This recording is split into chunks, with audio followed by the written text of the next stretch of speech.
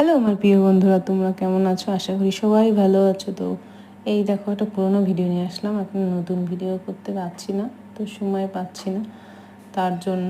তো ভিডিওটা শুরু করার আগে বড়োদেরকে প্রণাম, ছোটোদেরকে অনেক ভালোবাসা। তো আজকে বানাতে চলেছে পাথর দিয়ে ক্যাকটাস। তো একটা আমি চৌকো মুটকি মতন নিয়ে নিয়েছি, আর তাতে আমি আটা দিয়ে পাথরগুলো লাগিয়ে দিয়েছি। আর এই দেখো, অনেক ফেকরি দিয়ে একটা ক্যাকটাস বানিয়েছি।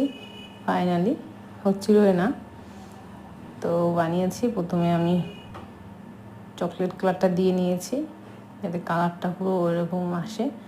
আর এই দেখো, ওপরে গ্রিন কালার দিয়ে দিয়েছি, আর সাদা কালার দিয়ে ছোটো ফুল দিয়ে দিয়েছি। তো রেডি ক্যাকটাস।